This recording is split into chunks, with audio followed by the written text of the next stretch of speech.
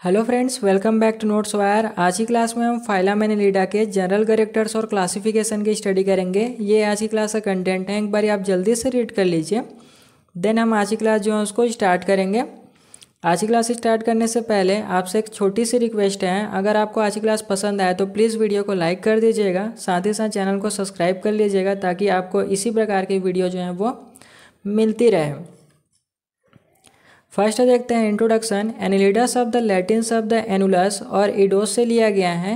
Annulus का मतलब होता है अ लिटिल रिंग। जिस प्रकार से हम अपने फिंगर्स में रिंग पहनते हैं, छोटी रिंग, उसी के समान इडोस का मतलब होता है फॉर्म, यानी कि रूप से ओरिजिनेट हुआ है। यह नाम इन ऑर्गेनिज्म के बॉडी स्ट्रक्चर के कारण दिया गया है, क्योंकि इनका बॉडी सेगमेंटल होता है जो छोटी छोटी रिंग्स के रूप में दिखता है। इसका सबसे बेस्ट एग्जाम्पल है अर्थवर्म। आप सभी ने अर्थवर्म को देखा होगा, जो कि मॉइस्ट सॉइल में पाया जाता है। इसे किसान का मित्र कहा जाता है क्योंकि ये मिट्टी को उर्वरक बनाता है, फर्टाइल करता है। जब हम इसके बॉडी स्ट्रक्चर को देखेंगे तो आपको इस प्रकार के सेगमेंट जो हैं इनके पूरे बॉडी में दिखाई देंगे, और ये जो प्रत्येक सेगमेंट है वो रिंग के समान दिखाई देता है। इस प्रकार से जिन ऑर्गेनिज्म में सेगमेंट्स पाए जाते हैं बॉडी में, उन ऑर्गेनिज्म को फाइलम एनिलिडा के अंतर्गत रखा जाता है। एनिलिडा को रिंग्ड वर्म या सेगमेंटेड वर्म्स भी कहा जाता है। रिंग्ड वर्म इसलिए कहा जाता है क्योंकि इनके प्रत्येक सेगमेंट जो होते हैं वो रिंग के समान दिखाई देते हैं, और सेगमेंटेड बॉडी है इसलिए इसको सेगमेंटेड वर्म्स भी कहा जाता है। वर्म्स टर्म जो होता है ऐसे एनिमल के लिए यूज़ किया जाता है जिनकी बॉडी जो होती है सॉफ्ट होती है, साथ ही साथ इस प्रकार से इलोंगेटेड होती है। फाइलम एनिलिडा का नाम French scientist Jean Baptiste Lamarck ने 1801 में दिया था। ये वही चाचा हैं जिन्होंने फाइलम एनिलिडा का नाम दिया था। एनिलिडा एक बड़ा फाइलम है जिसमें रैग वर्म्स, अर्थ वर्म्स और लीचेस जो होते हैं वो शामिल होते हैं। ये रैग वर्म्स हैं, इसे सैंड वर्म भी कहा जाता है, नेरिस भी कहा जाता है। अर्थ वर्म है ये, और ये लीच है। अर्थ वर्म और लीचेस आप जानते होंगे। लीचेस को हम कहते हैं या लीच को हम कहते हैं जोंक। नेक्स्ट देखते हैं definition. Phylum Annelida marine, fresh water और टेरेस्ट्रियल वर्म्स का ग्रुप है, यानी कि फाइलम एनिलिडा के ऑर्गेनिज्म जो होते हैं, कुछ ऑर्गेनिज्म मेराइन इन्वायरमेंट में पाए जाएंगे, कुछ फ्रेश वाटर, और कुछ जो होते हैं वो टेरेस्ट्रियल इन्वायरमेंट में आपको देखने को मिलेंगे। जो सेगमेंटेड और सिलोमेट होते हैं, सेगमेंटेड के बगल में आपको मेटामेरिक शब्द जो हैं वो लिखा दिखाई दे रहे हैं। पहले हम इस मेटामेरिक को यहाँ पे थोड़ा सा समझ लेते हैं। जब आप ध्यान से इनके बॉडी को देखेंगे तो आपको इनके जो सेगमेंटेड हैं वो बार बार रिपीट होते हुए दिखाई देंगे, और इनका जो स्ट्रक्चर जो है वो सेम दिखाई देता है। इस प्रकार सेम टाइप के स्ट्रक्चर से इनका बॉडी जो होता है वो फॉर्म होता है सेगमेंट से, इसलिए इन सेगमेंट के लिए एक टर्म यूज़ किया गया है जिसे हम मेटामेरिक कहते हैं। और जो ये प्रत्येक सेगमेंट हैं इन्हें हम मेटामर्स कहते हैं। इनका सर्कुलेटरी सिस्टम क्लोज्ड होता है और एक्सक्रीटरी ऑर्गन्स मेटानेफ्रिडिया से बनते हैं। यहाँ पर सिलोम और सर्कुलेटरी सिस्टम और एक्सक्रीटरी ऑर्गन को हम डिटेल से जनरल कैरेक्टर्स में स्टडी करेंगे, इसलिए यहाँ पर मैं डिस्कस नहीं कर रहा हूँ। चलिए फाइलम एनिलिडा के जनरल कैरेक्टरिस्टिक को देखते हैं। फर्स्ट है हैबिटेट एंड हैबिट। ये ऑर्गेनिज्म मोस्टली एक्वेटिक होते हैं। कुछ स्पीसीज मैराइन वाटर में, जैसे कि जो नेरिस होता है ये मैराइन वाटर में पाया जाता है। ओशियन हो गया, सी यानी कि सॉल्ट वाटर में पाए जाएंगे। कुछ फ्रेश वाटर में भी पाए जाते हैं। लीच की कुछ स्पीसीज जो होती हैं वो फ्रेश वाटर में पाई जाती हैं, कुछ स्पीसीज मैराइन वाटर में भी पाई जाती हैं। ये टेरेस्ट्रियल होते हैं। टेरेस्ट्रियल ऑर्गेनिज्म का बेस्ट एग्जांपल है अर्थवर्म, क्योंकि ये किस में पाया जाता है, मिट्टी में पाया जाता है, यानी कि स्थल में पाया जाता है। और कुछ पैरासाइटिक भी होते हैं। पैरासाइटिक यानी कि जो अपना न्यूट्रिशन जो होता है वो होस्ट से लेता है, जैसे कि लीच यानी कि जोंक जो होता है वो दूसरे होस्ट पर न्यूट्रिशन के लिए डिपेंड होता है और दूसरे होस्ट से अपना न्यूट्रिशन जो होता है वो प्राप्त करता है और होस्ट को नुकसान पहुंचाता है। नेक्स्ट है सेगमेंटेड बॉडी। इनका बॉडी मेटामेरिकली सेगमेंटेड होता है। प्रत्येक सेगमेंट से मेटामर्स होता है। इनके बारे में अभी हमने थोड़ा सा डिस्कस किया। मेटामेरिकली सेगमेंटेड का मतलब फिर से हम समझ लेते हैं। इनके बॉडी में आपको बहुत सारे सेगमेंट्स जो होते हैं वो दिखाई देंगे, लेकिन ये सेगमेंट जो होते हैं एक दूसरे के सिमिलर होते हैं स्ट्रक्चर में, आप देख रहे हैं। इस प्रकार के सेगमेंटेड बॉडी के लिए मेटामेरिक शब्द का यूज़ किया जाता है और प्रत्येक सेगमेंट को मेटामर्स कहा जाता है। बॉडी शेप की बात करते हैं, इनका बॉडी सिलेंड्रिकल, आप देख रहे हैं ये सिलेंडर के समान है। बाइलेटरल सिमेट्री होता है, थोड़ा सा सिमेट्री को समझ लेते हैं। बाइलेटरल सिमेट्री का कहने का मतलब ये है, जब हम इसको एक प्लेन से कट करके देखेंगे, डिवाइड करके देखेंगे, तो ये दो इक्वल हाफ में डिवाइड हो जाएंगे, तो इसे हम बायलैटरल सिमेट्री कहते हैं। जबकि इससे पहले हमने फाइलम सिलेंड्रेटा का स्टडी किया था, तो इन ऑर्गेनिज्म के एनिमल्स की सिमेट्री जो होती है वो रेडियल सिमेट्री होती है, यानी कि इनको दो से अधिक इक्वल हाफ में डिवाइड किया जा सकता है। जैसे मान लीजिए आपने पहले क्या किया, यहाँ से इसको कट किया तो आपको दो मिरर इमेज प्राप्त हुई या दो इक्वल हाफ में आपने इसे डिवाइड कर लिया। जब आप यहाँ से भी इसको कट करके देखेंगे तो भी ये दो इक्वल हाफ में डिवाइड हो जाएंगे। तो इस प्रकार से दो से अधिक इक्वल हाफ में जो डिवाइड होगा उसे हम रेडियल सिमेट्री कहते हैं। यहाँ पे थोड़ा सा क्लियर करने के लिए ये भी समझ लीजिए कि आप केवल इसी एक्सिस से कट करेंगे तभी ये दो इक्वल हाफ में डिवाइड हो रहा है। अगर आप इसको इस एक्सिस से कट करेंगे तो ये दो इक्वल हाफ में डिवाइड नहीं हो पाएगा, इसलिए इसको हम बायलैटरल सिमेट्री कहते हैं।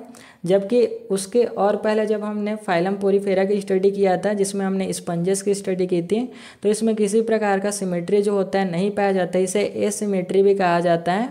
मान लीजिए आपने क्या किया, यहाँ से इनको कट करके देखा तो भी आपको दो इक्वल हाफ में ये ऑर्गेनिज्म जो है वो देखने को नहीं मिलेगा, क्योंकि इनमें सिमेट्री जो होता है वो प्रेजेंट नहीं होता। नेक्स्ट देखते हैं बॉडी ऑर्गेनाइजेशन। इनके पास ऑर्गन लेवल ऑफ ऑर्गेनाइजेशन होता है। इसका मतलब है कि इनके बॉडी में डिफरेंट ऑर्गन्स और सिस्टम्स होते हैं जो कॉम्प्लेक्स और कोऑर्डिनेटेड मैनर में काम करते हैं। यहाँ इमेज में देखते हैं, आप देख रहे हैं यहाँ पे हार्ट प्रेजेंट है, डाइजेस्टिव सिस्टम प्रेजेंट है, एक्सक्रीटरी ऑर्गन प्रेजेंट है, ब्रेन प्रेजेंट है। इस प्रकार से इनमें डिफरेंट टाइप के ऑर्गन सिस्टम हमें देखने को मिलता है जो इन ऑर्गेनिज्म के सर्वाइवल के लिए आवश्यक होता है। नेक्स्ट है जर्म लेयर्स, या जिसे हम बॉडी लेयर्स भी कहते हैं। ये ट्रिप्लोब्लास्टिक एनिमल्स हैं, अर्थात इनके बॉडी में 3 लेयर्स होती हैं, एक्टोडर्म, मेसोडर्म और एंडोडर्म। देखिए जब आप इसको क्रॉस सेक्शन कट करके देखेंगे ना तो कुछ इस प्रकार से दिखाई देगा। सबसे बाहर आपको एक्टोडर्म की लेयर दिखाई देगी जिससे रेड कलर में दिखाया गया है, और सबसे अंदर जो येलो कलर का पोर्शन दिखाई दे रहे हैं ये एंडोडर्म है, एंडोडर्म की लेयर है। और एक्टोडर्म और एंडोडर्म के बीच में आपको ये ब्लू कलर की जो लेयर दिखाई दे रही है ये मेसोडर्म है। इस प्रकार से जिन ऑर्गेनिज्म में 3 लेयर्स पाई जाती हैं, यानी कि एक्टोडर्म, मेसोडर्म और एंडोडर्म पाई जाती हैं, इन्हें हम ट्रिप्लोब्लास्टिक एनिमल्स कहते हैं। नेक्स्ट है सिलोम। सिलोम यानी कि बॉडी कैविटी। एनिलिड्स में सिलोम एक फ्लूइड फिल्ड बॉडी कैविटी होती हैं जो मेसोडर्म से बनती हैं। ये कैविटी बॉडी के ऑर्गन्स को सराउंड करती हैं और उन्हें फ्रीली मूव करने के लिए स्पेस देती हैं। देखिए हमें पता चला जो सिलोम का फॉर्मेशन होता है वो मेसोडर्म से होता है, यानी कि ऐसे एनिमल जो ट्रिप्लोब्लास्टिक होते हैं उनमें आपको सिलोम जो है देखने को मिलेगा। मेसोडर्म में आपको जो ये वाइट कलर की कैविटी दिखाई दे रही है ये सिलोम है। ये फ्लूइड से भरी होती हैं जो कि ऑर्गन के सराउंड होती हैं, यानी कि ये ऑर्गन को प्रोटेक्शन का भी काम करती हैं और साथ ही साथ उनके फ्रीली मूवमेंट में भी हेल्प करती हैं। नेक्स्ट देखते हैं सर्कुलेटरी सिस्टम। इससे पहले हम सर्कुलेशन को समझ लेते हैं। सर्कुलेशन का मतलब होता है एक पॉइंट से फ्लूइड का मूवमेंट स्टार्ट होना और उसी पॉइंट पर वापस आना सर्कुलेशन कहलाता है। जब हम एनिमल में सर्कुलेटरी सिस्टम की बात करते हैं तो हम डेफिनेटली ब्लड के सर्कुलेशन की बात करेंगे, क्योंकि ब्लड में डिफरेंट टाइप के न्यूट्रेंट्स हो गए, ऑक्सीजन हो गया, इनका सर्कुलेशन होता है। साथ ही साथ वेस्ट मटेरियल्स का भी सर्कुलेशन आपको देखने को मिलता है। इनका सर्कुलेटरी सिस्टम क्लोज्ड होता है। देखिए सर्कुलेटरी सिस्टम 2 टाइप के होते हैं, क्लोज्ड टाइप का सर्कुलेटरी सिस्टम होता है और एक ओपन टाइप का सर्कुलेटरी सिस्टम होता है। जो फाइलम एनिलिडा के एनिमल्स हैं इनमें क्लोज्ड टाइप के सर्कुलेटरी सिस्टम जो होते हैं पाए जाते हैं। जबकि हम फर्दर मोलस्का की स्टडी करेंगे फाइलम की, तो उसमें हमें देखने को मिलेगा ओपन टाइप का सर्कुलेटरी सिस्टम। फिलहाल हम केवल क्लोज्ड सर्कुलेटरी सिस्टम को समझते हैं, जिसमें ब्लड एक डेफिनाइट पाथ में सर्कुलेट करता है। देखिए जो सर्कुलेटरी सिस्टम है उसमें हार्ट का होना ज़रूरी है क्योंकि ब्लड को पंप करने का काम करता है, ब्लड होना ज़रूरी है, और साथ ही साथ ब्लड वेसल्स यानी कि ट्यूब लाइक स्ट्रक्चर जिसमें ब्लड फ्लो कर सके, ये तीनों मिलकर आपस में सर्कुलेटरी सिस्टम का फॉर्मेशन करते हैं।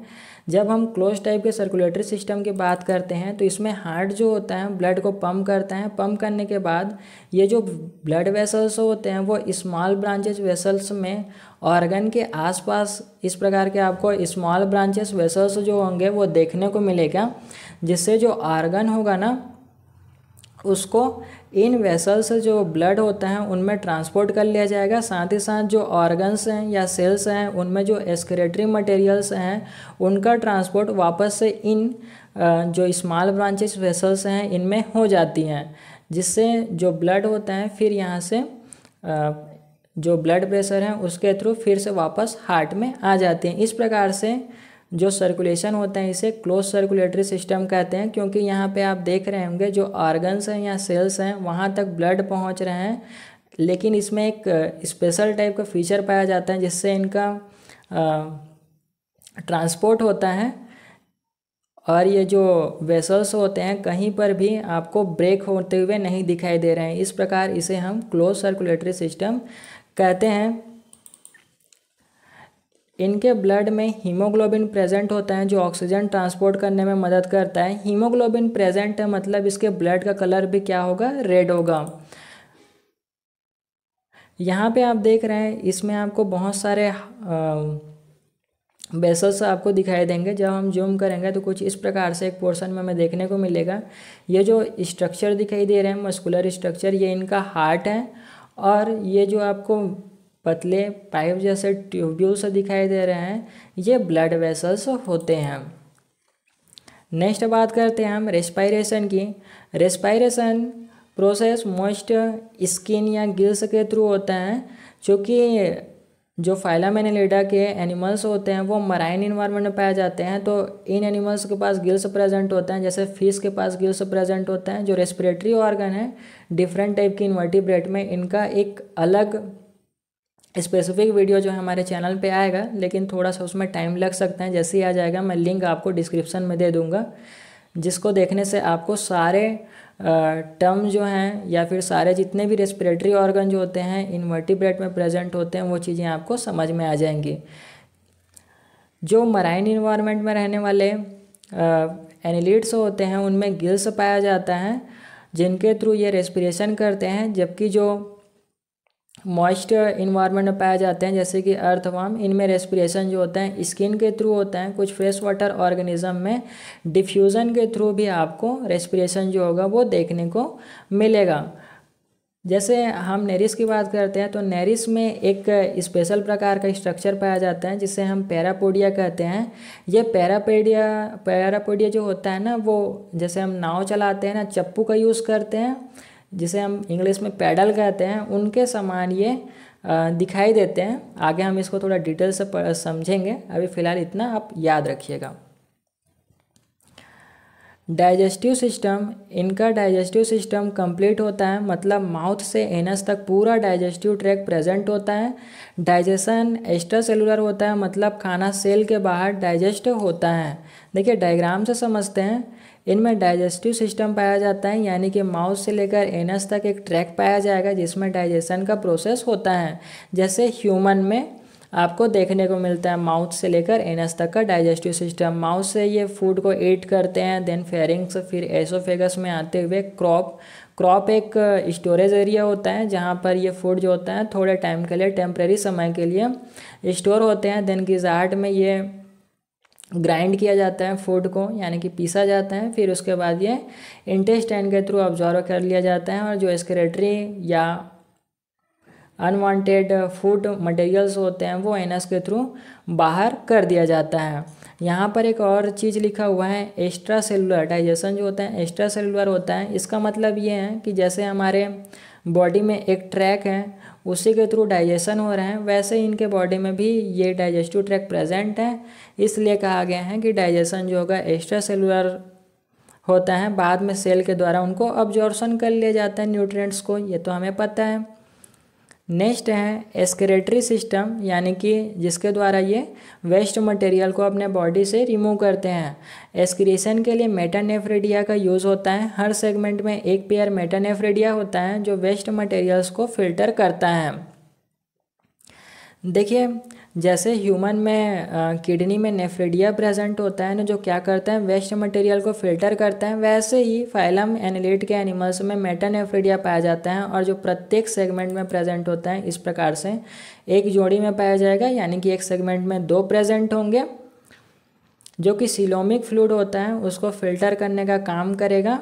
और यहाँ पे आप देख रहे हैं एक प्रकार का ब्लेडर प्रेजेंट होता है जिसमें जो नाइट्रोजनस वेस्ट होता है वो थोड़े समय के लिए, टेम्परेरी समय के लिए ये स्टोर होता है। देन ये एक पोर के थ्रू, ये आपको पोर दिखाई दे रहे हैं, इसके थ्रू बॉडी से बाहर कर दिए जाते हैं। एक्वेटिक स्पीसीज अमोनिया एक्सक्रीट करते हैं, जबकि टेरेस्ट्रियल स्पीसीज यूरिया एक्सक्रीट करते हैं। एक्वेटिक स्पीसीज जैसे कि हम बात कर सकते हैं नेरिस का, तो वो अमोनिया एक्सक्रीट करेगा, जबकि टेरेस्ट्रियल स्पीसीज जैसे अर्थवर्म हो गया वो यूरिया का एक्सक्रीट करते हैं। जबकि जब बरसात का समय आता है ना, तो जो अर्थवर्म होता है वो भी अमोनिया का एक्सक्रीशन करने लगता है। ये बात याद रखिएगा आप। नेक्स्ट है नर्वस सिस्टम। इनका नर्वस सिस्टम सेरिब्रल गैंग्लियन से मिलकर बना होता है। जैसे कि हमारे बॉडी में कंट्रोल सेंटर है जिसे हम ब्रेन कहते हैं, वैसे ही इनका सेरिब्रल गैंग्लियन कंट्रोल सेंटर है, यानी कि इनका ब्रेन है। इनका नर्व कॉर्ड डबल और सॉलिड होता है। देखिए आपको पहले, सबसे पहले ये सेरिब्रल गैंग्लियन देख लीजिए जो कि इनका ब्रेन है, और यहाँ पर आपको वेंट्रल पोर्शन पर नर्व कॉर्ड दिखाई देगा। ये वाला पोर्शन जो है, नीचे वाला पोर्शन वेंट्रल होता है, ऊपर वाला पोर्शन जो होता है वो डॉर्सल होता है, ये याद रखिएगा। तो नर्व कॉर्ड जो होगा वो डबल होगा, यानी कि एक साइड जो हम इस व्यू से देख रहे हैं और दूसरा इस साइड जो होगा वो प्रेजेंट होगा गट की दूसरी ओर। और साथ ही साथ इसमें लिखा गया है कि जो नर्व कॉर्ड होता है सॉलिड होता है, यानी कि ये नर्व कॉर्ड में आपको किसी भी प्रकार की कैविटी जो है वो देखने को नहीं मिलेगी। ये नर्वस सिस्टम जो होता है डिफरेंट टाइप के सेंस को रिस्पॉन्स करने में हेल्प करता है। नेक्स्ट है रिप्रोडक्टिव सिस्टम, यूनिसेक्सुअल बायसेक्सुअल, यानी कि इनके ऑर्गेनिज्म में आपको यूनिसेक्सुअल रिप्रोडक्शन भी देखने को मिलेगा और बायसेक्सुअल रिप्रोडक्शन भी देखने को मिलेगा। यूनिसेक्सुअल का मतलब होता है मेल और फीमेल रिप्रोडक्टिव ऑर्गन अलग अलग होते हैं। जैसे हम ह्यूमंस की बात करते हैं, हमें मेल और फीमेल जो होते हैं अलग अलग होते हैं, यानी कि हम यूनिसेक्सुअल हैं। वैसे ही कुछ स्पीसीज जो होते हैं फाइलम एनिलिड्स के, वो यूनिसेक्सुअल होते हैं, जबकि कुछ स्पीसीज जो होते हैं वो बाइसेक्सुअल होते हैं। मतलब दोनों ऑर्गन एक ही ऑर्गेनिज्म में प्रेजेंट होंगे, जिसका बेस्ट एग्जाम्पल है अर्थवर्म। आप यहाँ पे देख रहे हैं कि इनमें टेस्टिस भी प्रेजेंट हैं और ओवरी भी प्रेजेंट होता है, यानी कि एक ही ऑर्गेनिज्म में आपको दोनों ऑर्गन्स देखने को मिल गए। लेकिन ये एक ही ऑर्गेनिज्म जो होता है, ये इनमें स्पर्म और एग के बनने के बावजूद भी ये स्वयं से, यानी कि अकेला जो ऑर्गेनिज्म है अर्थवर्म का, वो फर्टिलाइजेशन नहीं कर सकता है। इसमें क्रॉस फर्टिलाइजेशन देखने को मिलता है। इसमें जो 2 अलग अलग अर्थवर्म जो होते हैं एक दूसरे में स्पर्म जो होता है रिलीज करते हैं और एग को फर्टिलाइज करते हैं। कुछ स्पीसीज में बाइसेक्सुअल होती हैं, ये हमने समझ लिया, और कुछ स्पीसीज में यूनिसेक्सुअल होती हैं। जैसे कि लीच के कुछ स्पीसीज होते हैं, इनमें मेल और फीमेल जो होते हैं वो अलग अलग आपको देखने को मिलेंगे। फर्टिलाइजेशन की बात करते हैं। फर्टिलाइजेशन एक्सटर्नल बॉडी के बाहर होता है। जो ऑर्गेनिज्म मेनली वाटर में प्रेजेंट होते हैं उनमें हमें फर्टिलाइजेशन जो होता है एक्सटर्नल देखने को मिलता है, यानी कि स्पर्म जो होता है वाटर में ही एग को फर्टिलाइज करता है, जबकि इंटरनल फर्टिलाइजेशन जो होता है वो लीच में देखने को मिलता है, यानी कि जिसमें मेल और फीमेल जो होगा वो अलग अलग होगा। या फिर आपको इंटरनल फर्टिलाइजेशन जो है आपको अर्थवर्म में भी देखने को मिलेगा। डेवलपमेंट की बात करते हैं। डेवलपमेंट यूजली डायरेक्ट होता है। डायरेक्ट होने का मतलब ये है कि इनके डेवलपमेंट में लार्वल फॉर्म नहीं होता। कुछ स्पीसीज़ में ट्रोकोफोल लार्वा स्टेज देखी जाती है, यानी कि कुछ स्पीसीज़ में डायरेक्ट डेवलपमेंट होगा और कुछ स्पीसीज़ में इनडायरेक्ट डेवलपमेंट होगा। इनडायरेक्ट डेवलपमेंट में आपको लार्वा देखने को मिलेगा। जो फाइलम एनिलिडा के लार्वा हैं उनको ट्रोकोफोल लार्वा कहा जाता है, ये याद रखिएगा। नेक्स्ट बात करते हैं sense organ. Various sense organ इनके पास होते हैं। टेक्टाइल ऑर्गन्स जो कि टच के लिए रिस्पॉन्स करते हैं, पाल्प्स जो कि टेस्ट के लिए होते हैं, और फोटो रिसेप्टर सेल्स जो कि लाइट को डिटेक्ट करने के लिए होते हैं। इस प्रकार इनके पास डिफरेंट टाइप के सेंस ऑर्गन प्रेजेंट होते हैं जो कि वेरियस प्रकार के सेंस को रिसीव करते हैं, और इनके पास नर्वस सिस्टम खुद का प्रेजेंट है। एडवांस नर्वस सिस्टम प्रेजेंट होता है जिसके थ्रू ये रिस्पॉन्स जनरेट करते हैं। नेक्स्ट है लोकोमोशन। लोकोमोशन का एक पर्टिकुलर वीडियो इस वीडियो के बाद शायद आ जाए, उसमें मैंने लोकोमोशन को बहुत अच्छी तरह से समझाया है। वो वाली वीडियो आप ज़रूर से देखिएगा तो आपको फाइलम एनिलिडा के लोकोमोशन के बारे में बहुत ही अच्छे से क्लियर हो जाएगा। यहाँ पर हम शॉर्ट में समझेंगे। एनिलिडा में लोकोमोशन की टेक्निक उनके सेगमेंटेड बॉडी और स्पेशलाइज्ड स्ट्रक्चर की वजह से पॉसिबल होती हैं। देखिए इनमें सेगमेंटेड बॉडी जो होती हैं वो मसल्स में इनमें कॉन्ट्रैक्शन और रिलैक्सेशन होता है जिसके मदद से ये क्रॉलिंग मूवमेंट करते हैं। आपने कीड़ों को रेंगते हुए देखा होगा, उसी प्रकार से इनमें भी क्रॉलिंग और मूवमेंट जो होता है वो देखने को मिलते हैं। साथ ही साथ इनमें कुछ स्पेशल प्रकार के स्ट्रक्चर दिखाई देते हैं, जैसे आप यहाँ पे देख रहे हैं हेयर लाइक आपको छोटे छोटे ब्रिस्टल्स दिखाई दे रहे हैं जिन्हें हम सीटी कहते हैं या सीटा भी कह सकते हैं। आप प्रोनाउंसिएशन चेक कर लीजिएगा।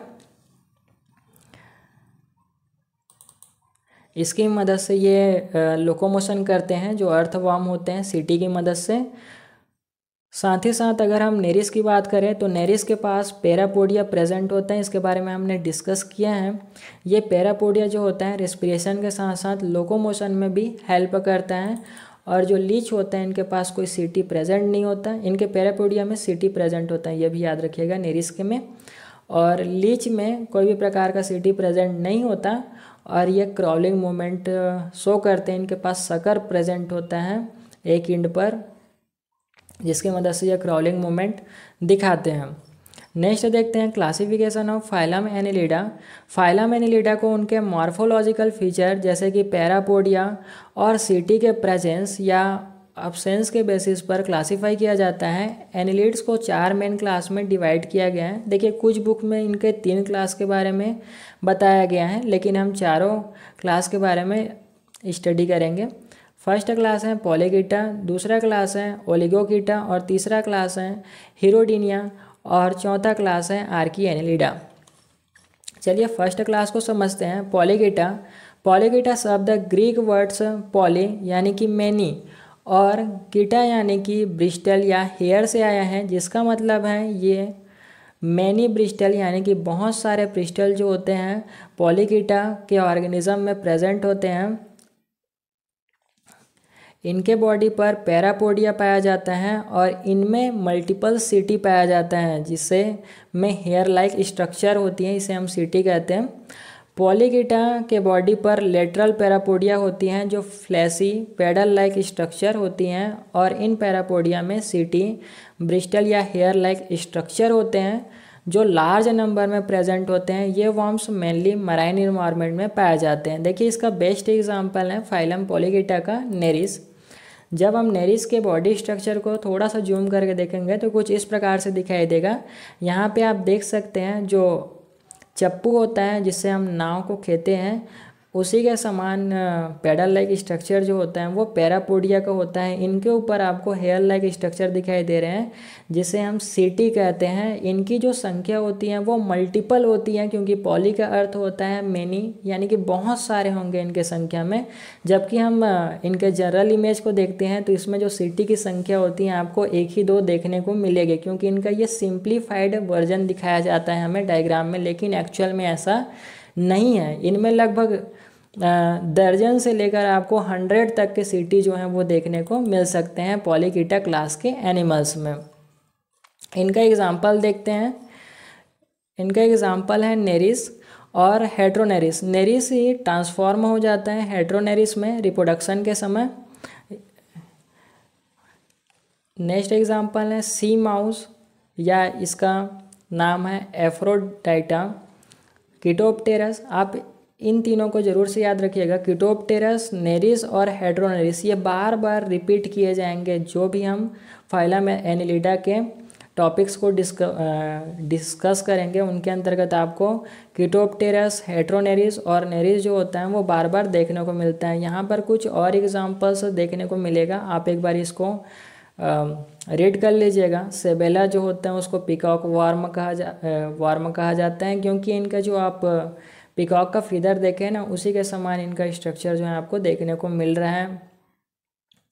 पॉलिनियो स्केल वार्म कहा जाता है, लग वार्म है इनके एग्जाम्पल। नेक्स्ट है ओलिगोकीटा। ओलिगोकीटा शब्द ग्रीक वर्ड्स ओलिगो यानी कि फ्यू और चीटा मतलब होता है ब्रिस्टल हेयर से आए हैं, जिसका मतलब होता है फ्यू ब्रिस्टल, यानी इनके पास जो सिटी होगा वो कुछ प्रेजेंट होंगे, जिनकी संख्या ज़्यादा नहीं होगी वो ओलिगोकीटा के अंतर्गत आएंगे।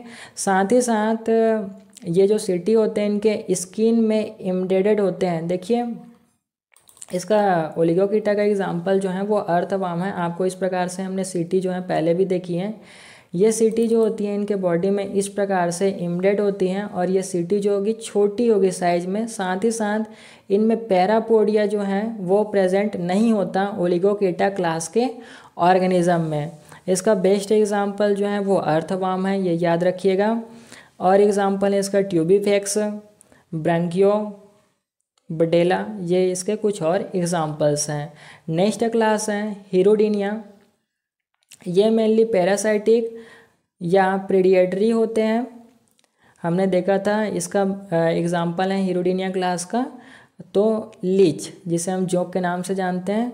ये लीच हमने देखा था कि ये पैरासाइटिक होते हैं, यानी कि होस्ट के ऊपर अपने न्यूट्रिशन के लिए डिपेंड होते हैं और फ्रेश वाटर और टेरेस्ट्रियल हैबिटेट्स में पाए जाते हैं। इनकी बॉडी स्मूथ और फ्लैटन होती है। देखिए आप चपटी हुई इनकी बॉडी आपको देखने को मिलेगी और स्मूथ होगी। यह जनरली ब्लड फीडिंग के लिए नोन होते हैं और इनके बॉडी में आपको किसी भी प्रकार की सीटी जो है वो देखने को नहीं मिलेगी। एग्जाम्पल है लीच, इसकी एक स्पीसीज़ है हिरोडो मेडिसिनेलिस।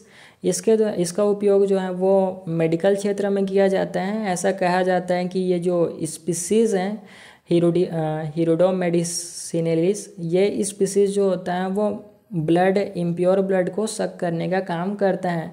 इसमें आपको डिफरेंट टाइप के लीच के स्पीसीज़ ही देखने को मिलेगा हिरोडिनिया के क्लास में, जो कि डिफरेंट टाइप के इनवर्टिब्रेट के एनिमल्स के साथ होस्ट के रूप में अपना न्यूट्रिशन जो होता है वो लेते हैं। यानी कि जो डिफरेंट टाइप के ऑर्गेनिज्म होंगे ये इनके होस्ट होंगे और उनमें क्या करेंगे, ये उनको नुकसान पहुंचाने का काम जो है ये करेंगे। हिरोडिनिया में जो हीरोड शब्द आया है ना, इसका मतलब होता है कि जिसके माध्यम से ये एक स्पेशल प्रकार का लिक्विड सीक्रेट करते हैं, जो लिक्विड जो होता है वो ब्लड के क्लॉटिंग को रोकता है, यानी एंटी कोगुलेंट इनमें पाया जाता है। नेक्स्ट है आर्की एनिलिडा। यह क्लास कुछ प्रिमिटिव एनिलिडा को इंक्लूड करती हैं जो एंसेस्ट्रल फीचर शो करती हैं, यानी कि जो एनिलिडास के पूर्वज हैं उनके क्लास हैं ये आर्किएनिलिडा। आर्किएनिलिडा के ऑर्गेनिज्म का बॉडी स्मॉल, सिंपल, इलोंगेटेड होता है। इनमें एक्सटर्नल सेगमेंटेशन क्लियर नहीं होते, लेकिन इंटरनल सेगमेंटेशन जो होता है वो प्रेजेंट होता है। यानी कि बाहर से आपको सेगमेंट जो है देखने को नहीं मिलेगा, लेकिन इनके बॉडी के अंदर जो है सेगमेंट आपको देखने को मिलेगा अंदर से। सीटी और पैरापोडिया जो होता है इनमें जनरली अब्सेंट होता है। इनका हेड सेंस ऑर्गन बियर करता है, यानी कि डिफरेंट टाइप के सेंस को इनका सेंस है इनके हेड के द्वारा किया जाएगा, हेड में प्रेजेंट सेंस ऑर्गन के द्वारा किया जाएगा। ये ऑर्गेनिज्म यूनिसेक्सुअल होते हैं, यानी कि मेल और फीमेल अलग अलग होंगे और इनका डेवलपमेंट में ट्रोकोफोल लार्वा देखा जाता है, यानी कि इनका डेवलपमेंट जो है वो इनडायरेक्टली होता है। एग्जाम्पल की बात करते हैं तो पॉलीगोडियस, यह एक प्रिमिटिव एनालिट्स है, यहाँ पे आप देख सकते हैं, और इसे लिविंग फॉसिल्स भी कहा जाता है क्योंकि यह पुराने ज़माने से लेकर आज तक एग्जिट करते आ रहा है। नेक्स्ट एग्जांपल है प्रोटोड्राइलस। ये प्रोटोड्राइलस का इमेज है। इसके अलावा अगर आपको ऑर्डर की जानकारी चाहिए फाइलम एनिलिडा का, तो आप यहाँ से एक बार स्टडी कर लेना। ये फाइलम एनिलिडस के ऑर्डर्स हैं। नेक्स्ट देखते हैं कंक्लूजन। फाइलम एनिलिडा एक डाइवर्स ग्रुप है जिसमें सेगमेंटेड वर्म्स जो होते हैं शामिल होते हैं। इनका वेल सेगमेंटेड बॉडी स्ट्रक्चर, एडॉप्टेबिलिटी और यूनिक रिप्रोडक्टिव फीचर उन्हें डिफरेंट इन्वायरमेंट्स में सर्वाइव करने में मदद करते हैं। इनका इकोलॉजिकल और इवोल्यूशनरी सिग्निफिकेंस इन्हें बायोलॉजिकल स्टडी के लिए इम्पॉर्टेंट बनाते हैं। इकोलॉजिकल एस्पेक्ट से देखें, जैसे अर्थवर्म हो गया, क्या कर रहे हैं ये, मिट्टी को उपजाऊ बनाते हैं, फर्टिलाइज करते हैं, फर्टाइल करते हैं सॉरी। साथ ही साथ हमने देखा कुछ लीच की स्पीसीज़ होते हैं जो कि मेडिकल यूज़ के लिए इम्पॉर्टेंट होते हैं। नेक्स्ट देखते हैं reference, invertebrate zoology by Rupert and Barnes, modern text book of zoology invertebrate by R.L. Kotpal. Thank you for watching.